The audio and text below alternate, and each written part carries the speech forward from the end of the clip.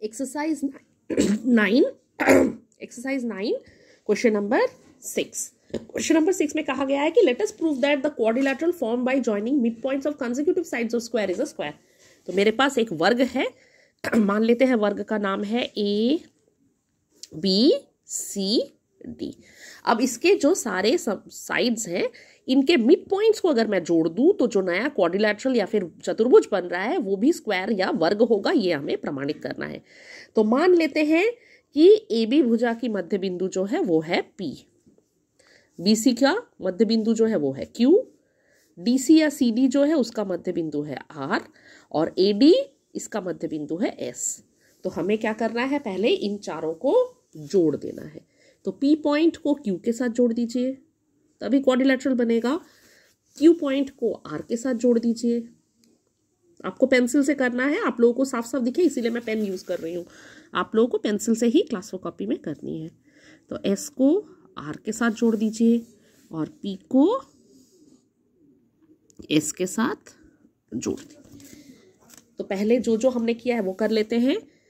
माना हमारे पास दिया क्या है, ए बी सी डी एक वर्ग है, एक वर्ग है जहां जहां पॉइंट P, Q, R तथा S क्या है, क्रमशः कौन कौन सी भुजाओं के मध्य बिंदु है।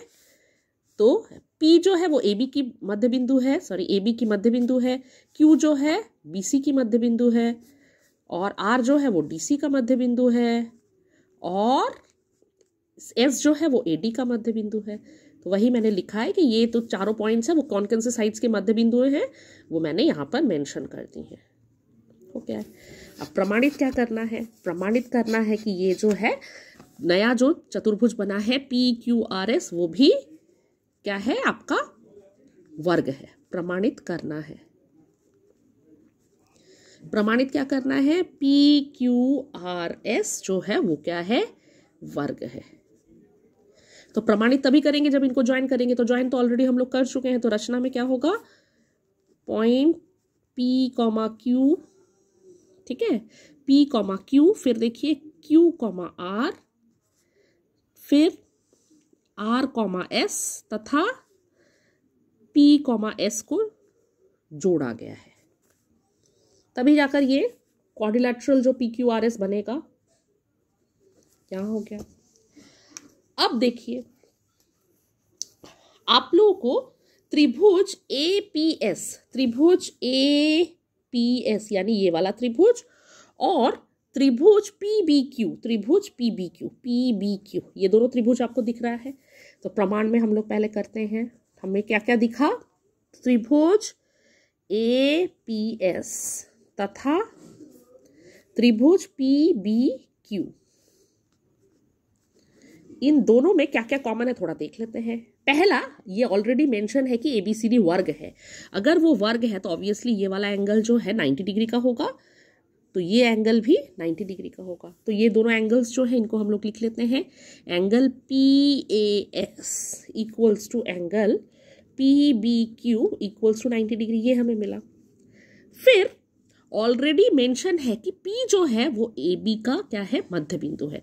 तो ऑब्वियसली AP इक्वल्स टू क्या होगा, AP इक्वल्स टू PB होगा। फिर AP जो है वो किसके बराबर है, PB के बराबर है। क्यों, क्योंकि P मेंशन ही किया गया है कि P जो है वो AB का मध्य बिंदु है। उसी प्रकार ये वर्ग है, वर्ग की चारों भुजाएं बराबर होती हैं। तो AD इक्वल्स टू क्या है, BC है और AD इक्वल्स टू क्या है, BC है।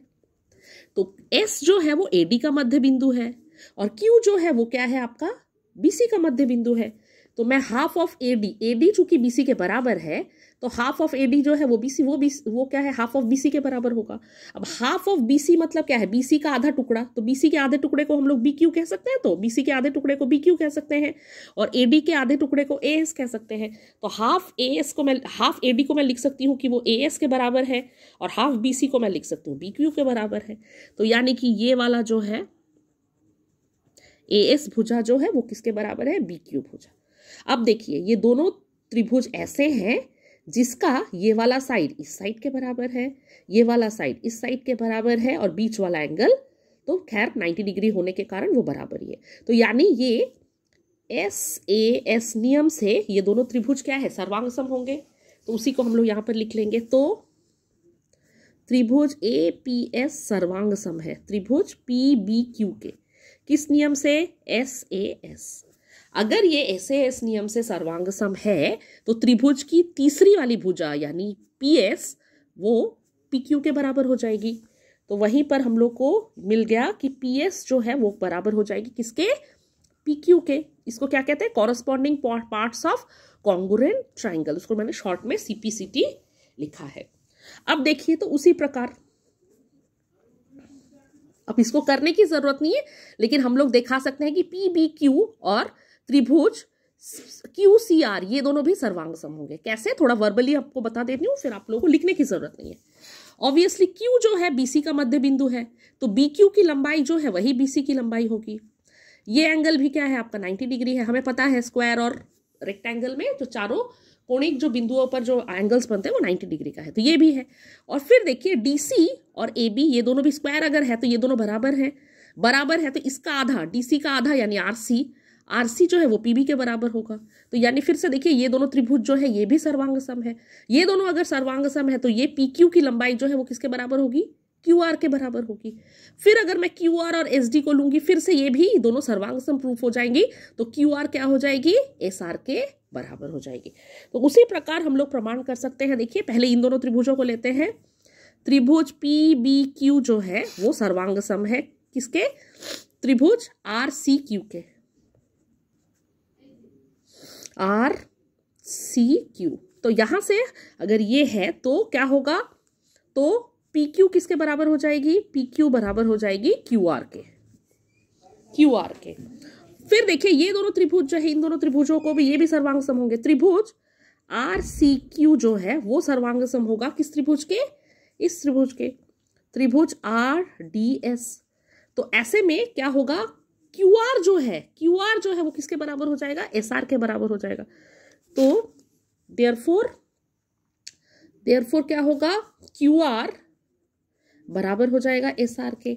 और ये दोनों त्रिभुज जो हैं, ये दोनों त्रिभुज APS और त्रिभुज DRS ये भी सर्वांग सम होंगे। त्रिभुज APS ये सर्वांग सम है त्रिभुज DRS से। तो कौन सी भुजा बराबर हो जाएगी, SR जो है वो क्या होगी, PS के बराबर होगी। तो SR तो क्या होगा, यहां पर PS जो है वो बराबर हो जाएगी SR के। तो अब देखिए मेरे पास कैसा क्वाड्रिलैटरल है, तो क्वाड्रिलैटरल PQRS में PS किसके बराबर है, PQ के बराबर। PQ किसके बराबर है, QR के बराबर। QR किसके बराबर है, SR के बराबर। और SR और PS भी बराबर है, यानी चारों की चारों भुजाएं जो है वो क्या है, बराबर है। अगर वो चारों की चारों भुजाएं बराबर हैं तो हम लोग कह सकते हैं, तो क्या कह सकते हैं, हम लोग कह सकते हैं कि PQRS जो है वो वर्ग है। PQRS क्या है, वर्ग है। इसलिए इस कारण जो है PQRS क्या है, वर्ग है। तो यही मुझे प्रमाण करना था, तो यही मैंने प्रमाण किया है।